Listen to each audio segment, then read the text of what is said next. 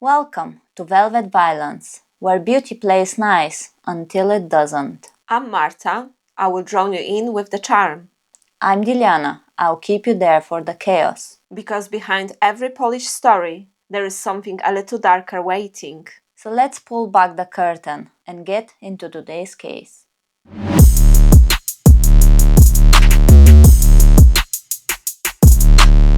Let's make one thing clear before we step into the darkness. We're not detectives or lawyers. We don't solve crimes. We just emotionally process them with a microphone. This podcast is a retelling of real events using publicly available sources and wrapping them in our own narrative style. It's a commentary, not a courtroom. So please, don't come after us. We've seen enough true crime to know that never ends well.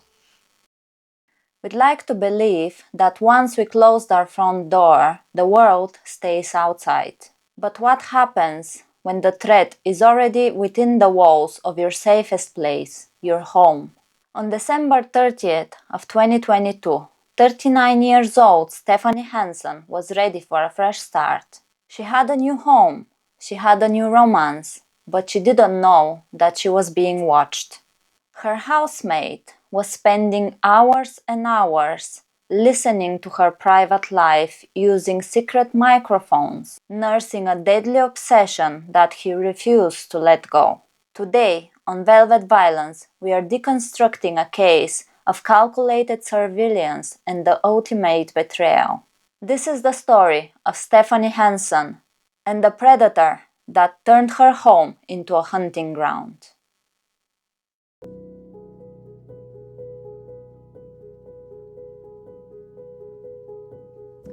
On New Year's Eve in 2022, at 10:03 a.m., a frantic call reached to the emergency services in West London. On the other end of the line was Sheldon Rodrigues, reporting that he had just found his housemate, 39 years old Stephanie, unresponsive in her bedroom. He sounded like a man in shock, a grieving friend who's discovered a tragedy. But when the police and paramedics arrived in the house in haste, the scene told a different story. Stephanie hadn't just passed away. She was a subject of a brutal and sustained attack. She had 20 stab wounds and 39 blunt force trauma injuries, including defense wounds. As investigators started looking more into the distraught housemaid, they found a digital trail that transformed a medical emergency to a horror story. They discovered that while Stephanie was thinking that she was leading a private life, Rodrigues was recording her every move, secretly logging over 150 hours of her life until he decided to end it. To the world, Stephanie was a hard-working Heathrow cargo agent and a volunteer who was spending her weekends cleaning the local parks. To her family, she was a trusted sister and daughter with a bright future. But to the man she was sharing home with, she was an object of a dark digital obsession.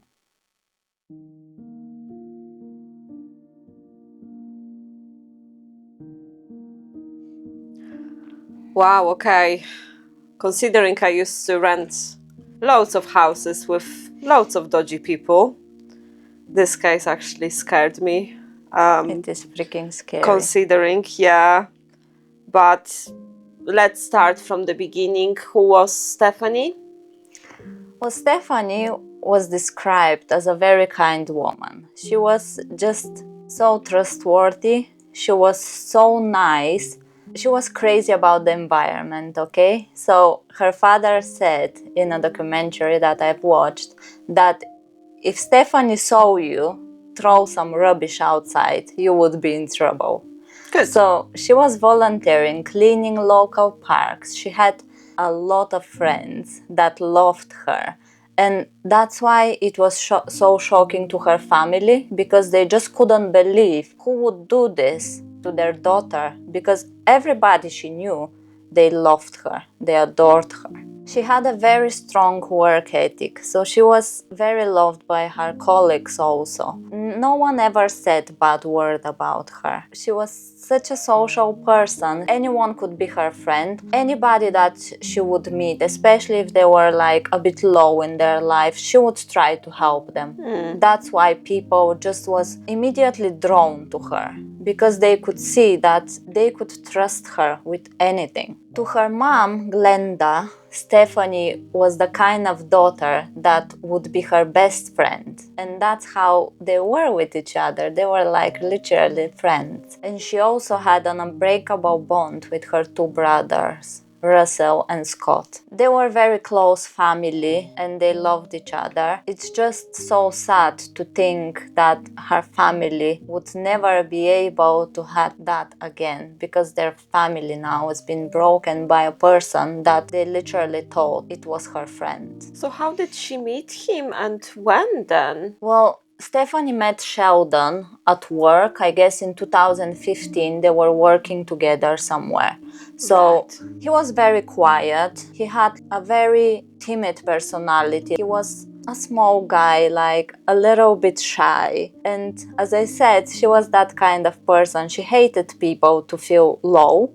So I feel like he just saw that in her and they became friends, because he saw that he could talk to her actually and she would be his friend, even though he didn't have anyone else as a friend. I feel like she was his only friend. Right. And they met at work, but later on it was said that he was just living across the street from her, like she had a flat or something, and he had a flat across the street, and he was living in a few different places, but still they were living closer to each other. We're talking about very long friendship. So since 2015 until 2022, when they moved in with each other. So it was said he suggested, instead of them paying for flats, they can just move into a house and have a garden. Yeah, which makes sense. Of course, and especially living in London, you know, it's expensive. And if they both had flats, it's common sense. If they know each other for years, I would do exactly the same. Cheaper and convenient. Perfect. Yeah, exactly. The only thing was that I feel like for Stephanie, it was from the start, they were just friends. But for Sheldon, it was different. He wanted more. He would do anything to make her like him. Do you know what I mean? Like, in a documentary that I've watched, her brother said, like, once she asked him to bring her something, and he said he's never seen anyone jump out of their seat so fast just to bring her whatever she needed.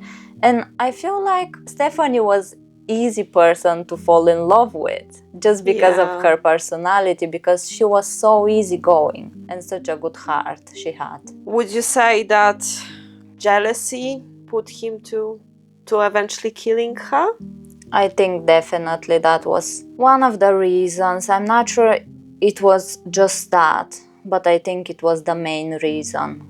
I think so, because of what you're saying, obviously it was just a pure friendship from her side, and I'm sure she was straight and honest with that. Once all that happened with the murder, it was a big investigation, and they had to go through all of the years since they knew each other, through all of their WhatsApp messages, and it was just thousands and thousands of messages to go through, and you could see clearly that she was putting that boundary there, like, why can't we just be friends? I just want to be your friend, nothing more, nothing else. And he was pushing and pushing. He was like, I can't live without you, I'm so in love with you, just give me a chance, and shit like that. But the whole time she was straight clear, no, we're just friends and that's it. I don't see you in this way, I don't find you attractive in this way. This is scary, because how many times you've been in a situation like that when you truly like someone as a friend, and I do believe there is a friendship in between men and women, and one person just gets the feels, you know, and you just setting your boundaries and you just think, shit, you're either gonna be my friend or we just need to go separate ways, because it's just ridiculous at that point. Yeah. Like you said, when they were searching through all those messages, even though she was nice, because she was a nice person. She would help everyone. So this fucker obviously thought, oh, nah, she's just gonna be in love with me because I do everything for her. It doesn't work like that, man. Exactly, yeah.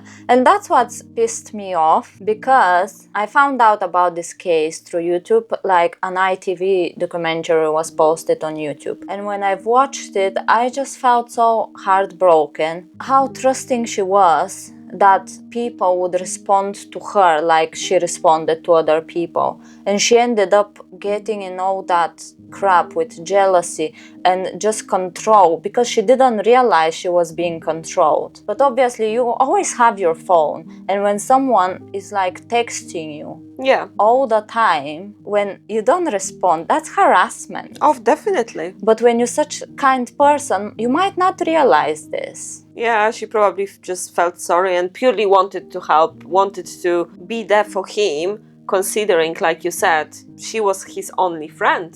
Exactly, yeah. So... And that's what pissed me off. I was gonna say that. When I read through the comments, it was just so much of victim blaming, and that just frustrated me so much. So I decided to cover this case because of this. Because we have to stop doing this. Definitely. Nobody does something thinking in their head that that person might murder you. Definitely. This is ridiculous. I know. I couldn't believe it, to be honest. But obviously when we dig deeper, we'll see how exactly his obsession grew with her. But I'm just gonna say she made one mistake, and I still don't blame her about it. But it was said that, so through their friendship, one Christmas she had a work party with her colleagues. So she got a bit drunk, and when she went home, he was there. Right. And obviously she didn't see him attractive, but I don't know, maybe he pursued her and they slept with each other. Mm-hmm. Then she told her friend that that was the biggest mistake she's done, and she regretted it straight away, and she did tell him that that was wrong what they did, and she would never do it again, and she just wants them to be friends. That's fair enough. We are only human beings. Come on. In the end of the day, I don't find that, I'm not using it as an excuse, but when you're intoxicated with, I don't know how much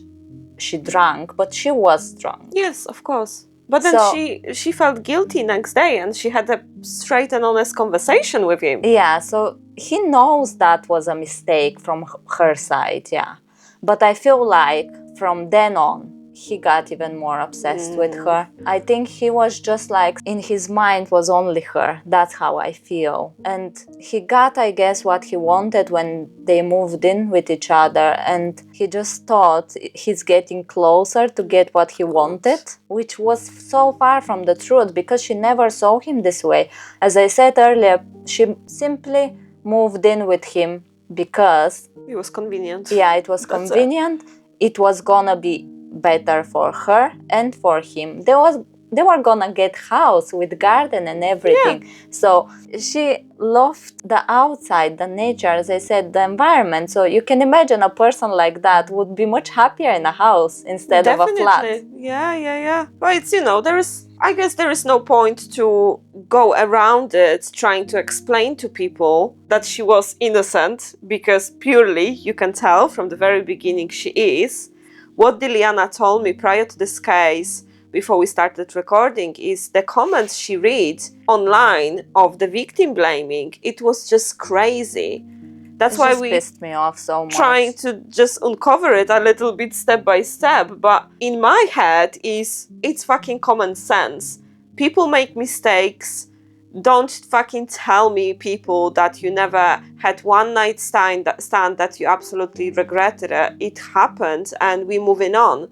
It doesn't mean that you need to fucking kill someone or just get yourself around the idea that if that person slept with you, it definitely gonna be with you. Come on. Yeah, and that's it. It's ridiculous. That wasn't the only thing, though. It was like, because later on in the case, she was seeing someone, and that guy had kids and he was married. Mm-hmm.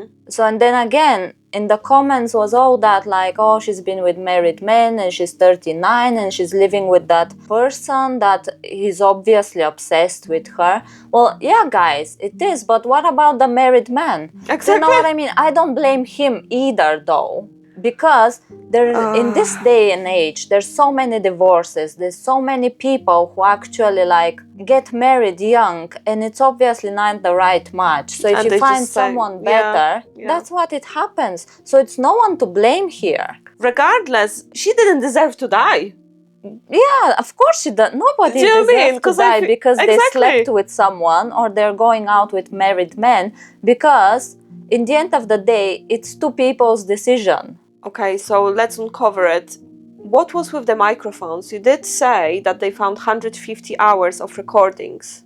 When I tell you how fucked up this is, I didn't even know that shit is possible and it's so easily accessible. But once the murder was obviously discovered and the investigation started, Rodrigues was brought for questioning and they started looking in the house and finding shit. So what they found in that house was just shitloads of devices to record every single conversation that Stephanie had, doesn't matter with who. So there was a Micromax phone, which is pretty much an old smartphone. It was behind the TV or somewhere around there. So that phone was literally left there so Rodrigues can call it and then listen to the conversations that Stephanie had with her boyfriend or with her friends or whoever. But how did this work is he calls the phone and the phone doesn't ring. It automatically answers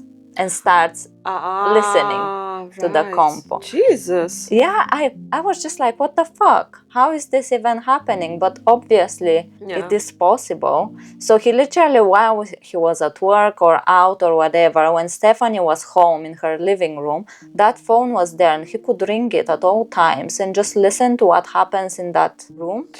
It's crazy. It's just crazy, yeah. They also found in his pocket or whatever 2 USB devices with cameras. So It's creepy, man. he was also trying to film her, obviously. And they also found a plug extension, which literally you plug into the electricity, yeah. It looks like a normal plug, but inside there is SD camera. And again, you just call it and it records. Yeah, it records. Oh you can my hear God. everything. It's just, I couldn't believe that it's even a thing. And where do you fucking purchase this shit from? I know, right? Must have been some proper detective websites, you know, when they're trying to put that in investigation rooms and whatever. This is crazy because, like I said at the beginning, I used to live with a lot of dodgy people, especially when I moved into UK. I couldn't afford a flat house, nothing at all. I had, £100 in my pocket and that had to last me until I found a job. So eventually you're trying to make some friends, but it's the people that you met 2 weeks ago and you ask them if you can have a bed in their house. Like a room. And you just hope for the best. But it would never even cross my mind that those people that I lived in could have secretly recorded or listened to me. I know, it's fucking scary. And this is a guy who knew her for so many years. It was her friend, that's the scariest part, because she thought she knows this guy. Jesus Christ. And that he was literally like her bestie. And as I said, she had a lot of friends, shitload of friends. He didn't have anyone else. He was that obsessed with her that Yeah. probably just even rejected everyone who crossed his path.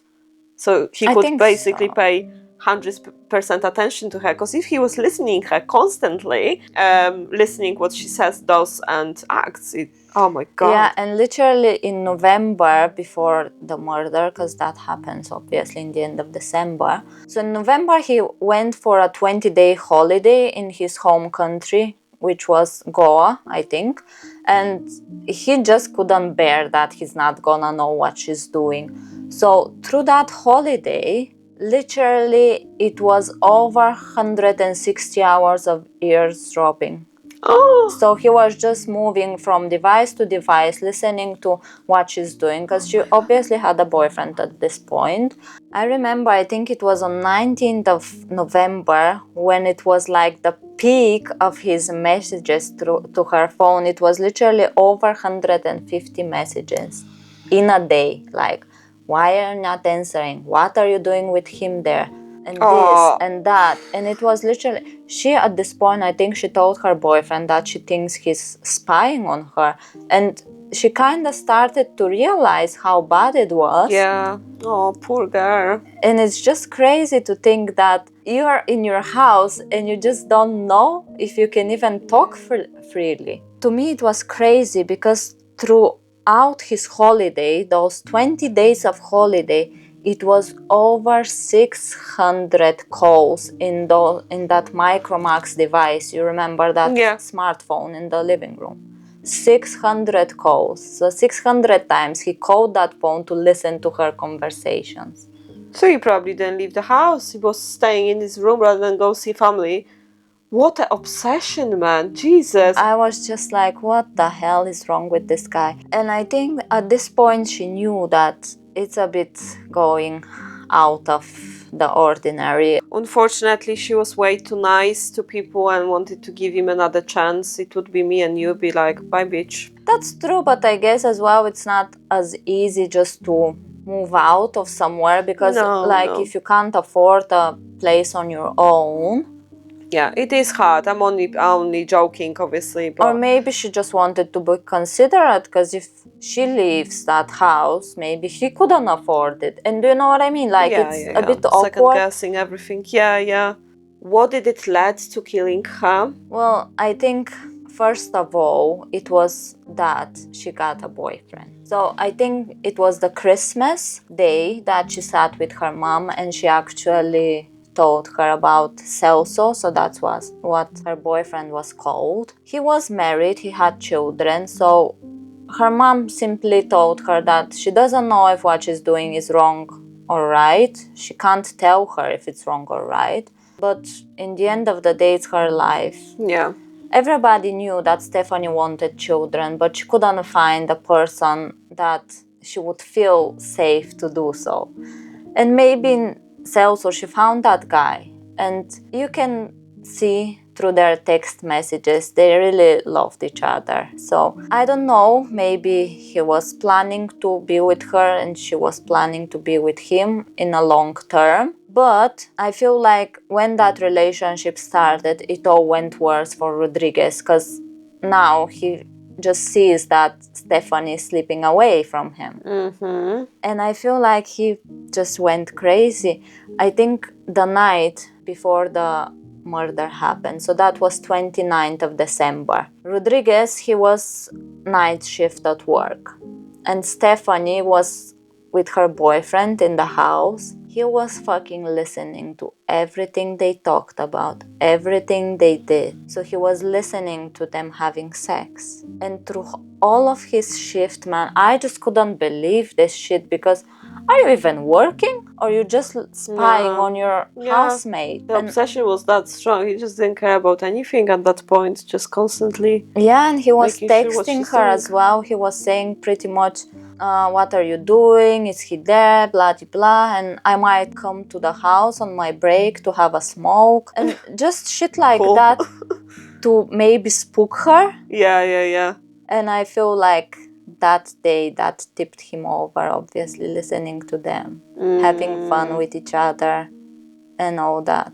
Let's go back to the beginning of the story when you mentioned that he called 911. They found her body. She was stabbed multiple of times. So what actually happened there? How did he kill her? Well, to be honest, we don't really know how did everything went down. We just know that night he went to work. He listened to the whole thing, what's happening in the house while he was at work. And we know that he came back from work around 6:15 on the morning of the 30th of December. As I said, the scene was horrific. When he called the emergency services, he sounded all worried, distressed, whatever. The police went there. There was no signs of someone breaking into the house or anything like that. Since the beginning, the police arrived. He said the boyfriend was there that previous night. So he straight away tries to pin it on the boyfriend. But the funny thing is, there was some bandages from Boots downstairs when you walk through the door, and there is like some chest of drawers or whatever, there was bandages there.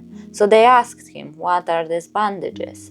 He told them on the Christmas day he was carving a chicken and he cut himself. He showed them his hand, but the cuts doesn't seem like they are from like carving a chicken. Yeah. The placement or anything doesn't seem right. And I guess obviously they were fresh, rather than from few years, a few days before.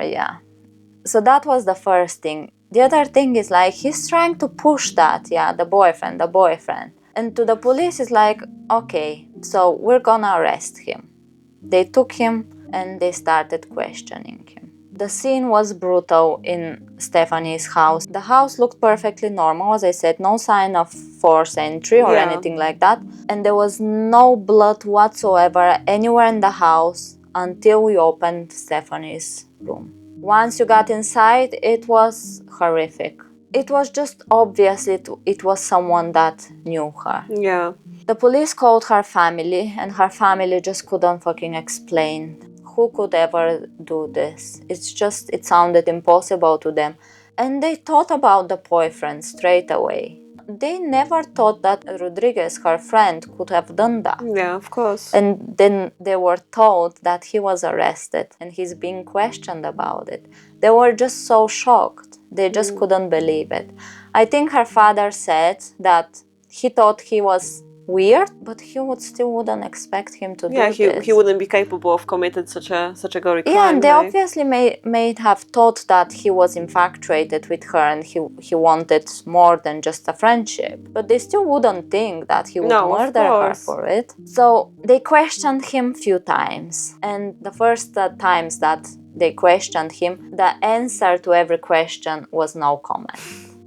And I'm like, well, I feel as soon as you're saying this, I feel like as soon as you're saying no comment, you know that this guy done it, Yeah, and it's like no comment. Every single question, guys. And I'm like, couldn't you be more obvious? Definitely. Then that was the times he was questioned with his solicitor, though. Mm-hmm. His solicitor left for the day. I think that was day 2 or day 3 of the questioning. So his solicitor left, and then he approached the police officer and he asked them to question him without his solicitor. Just fucking weird. So the police is expecting probably a confession or a bit more detail or whatever. But no, he just started saying the same shit. You should speak to her boyfriend. He was there, they had problems, this and that. So he's really pushing that narrative about the boyfriend. And I'm like, he obviously fucking trying desperately to pin it on Celso, but it doesn't work this way. The police is in the house. They started searching. And in that time, they starting to find all those devices. So he didn't even try to get rid of them, no? What a fucking stupid idiot. Well, the thing is, I think he was more concerned about, like, obviously after he murdered her, probably his clothes or whatever, there should have been some evidence, some blood on his clothes. They didn't find his clothes, his bloody clothes. They didn't find the knife from the stab wounds, because as I mentioned, Stephanie was stabbed 20 times. So he did a pretty good job, I guess, with hiding those, but maybe he forgot about that, but it was found. So they did ask him, why did you feel the need to spy on her? Mm-hmm. And he started saying some bullshit like he's bought those devices previously, he never used them, blah blah blah. And I'm like, bro, are you fucking stupid? Oh, definitely he was stupid, considering that you can take the evidence which the police already found, that you can, even though all the recordings will be deleted, you can bring them back. Exactly, yeah. Oh my God. They found shitloads of information. As I said, they started going through those WhatsApp messages. It just was pages and pages of evidence how his obsession grew. He was Google searching some shit like How can you make a girl fall in love with you? How can you self-harm to make a girl fall in love with you? And I'm just, oh, you're fucking nuts, man. And they started to look more into the body of Stephanie, and they found a few drops of blood on her leg, which was clear to them it was from the person who murdered her, because there were just round drops. You could see it wasn't from her blood. It was from someone else's blood. So they told him that also. So they told him, well, we've sent that for forensics, for forensics, yeah. And is there any possibility that would be your blood? He said, I don't know. As you can imagine, the results came back. It was his blood. It was enough. Definitely, yeah. All with the messages, with the microphones, with the blood. It was enough that... Straightforward, yeah. Good. So they arrested him, and oh my God, it was just so shocking. When I was listening to her family speak about it, they were just like, so, I don't know. I guess it was just like something you can't believe that a person who sat on your table, because they know him. She introduced him to her family. So they spent time with him, and he fucking did this to their daughter. Yeah. Oh my God. I know I start the last question with the same sentence to tell me the good news at the trial, and I guess this time you will, because it was such a straightforward case. So I'm hoping he got life. So to me it was straightforward. It wasn't easy, to be honest, just because, as I said, they didn't find the knife. Yeah. They didn't find his clothes that he was dressed with murdering her. But there was enough. It was more than enough evidence just with the messages and stuff. I just find it so fucking frustrating that the family had to go through so much. So all those messages, it took 2 days, guys, to read through that. And the family listened to all this obsessive conversation. And also they were just realizing how serious that obsession was because of the eavesdropping. All of those recordings of their daughter, her privacy was so interrupted. There was no privacy. It was crazy. And it was hard, but I'm just so glad of the sentence of 25 years minimum. Lovely. Life in prison, 25 years minimum.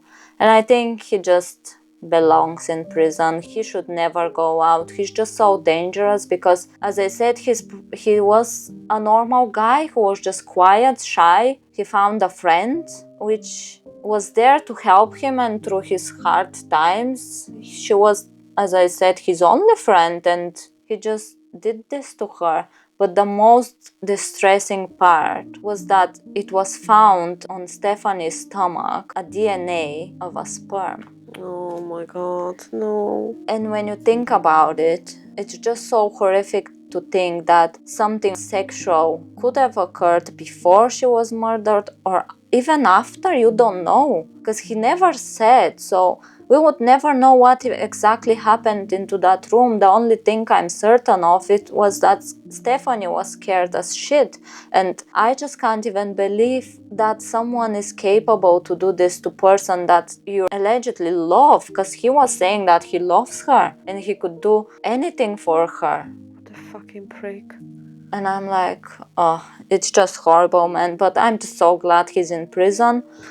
I'm just so frustrated, guys, because I found this case on YouTube. I've watched that documentary, the ITV documentary, and I'm just, the comments, it's just like, oh, that she's being like 39 years old, it's living with some guy that he's clearly obsessed with her, it's a red flag, and she's been with a married man, and like, how does that matter? She deserves to die, like, what the fuck?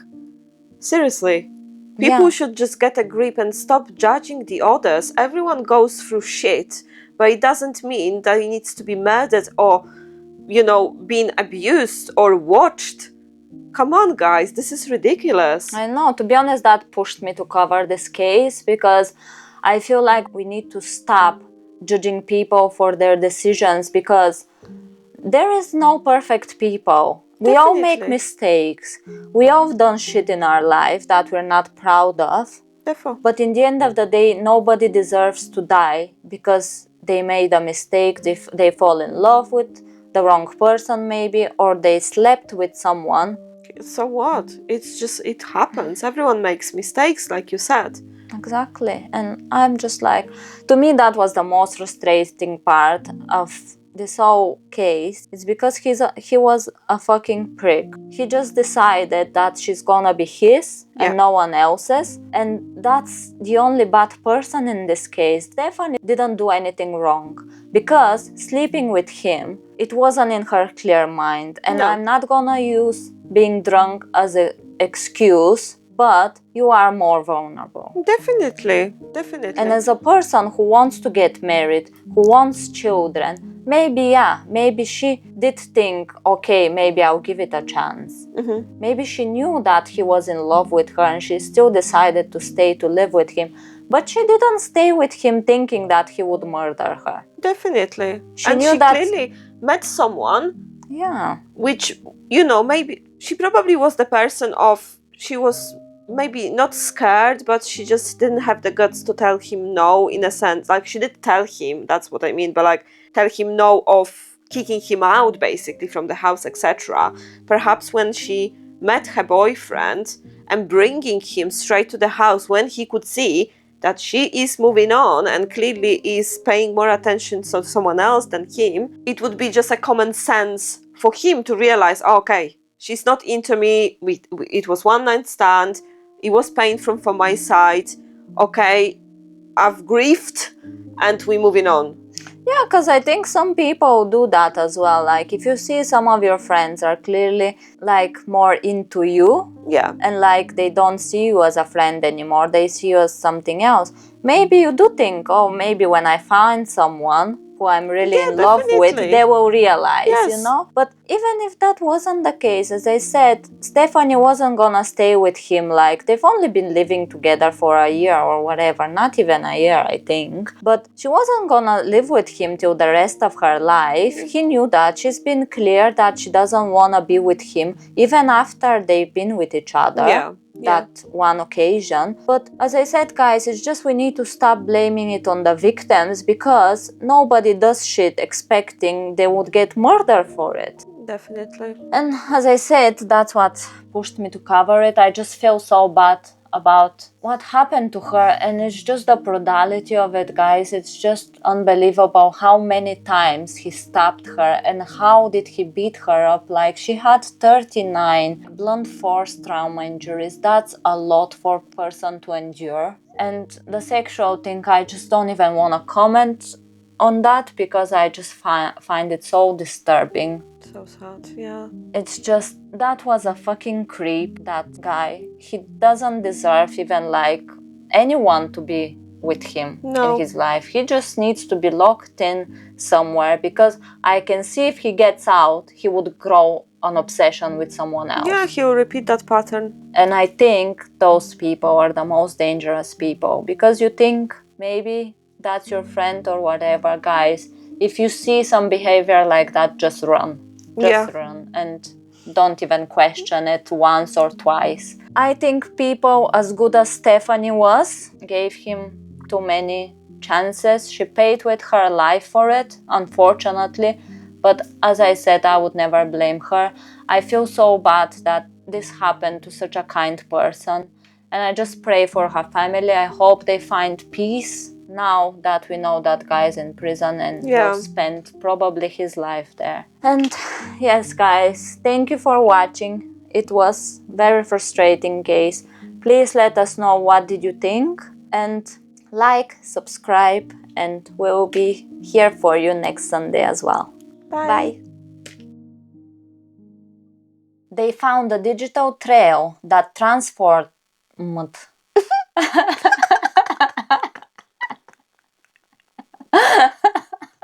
Your little laugh. Transformed. Love it.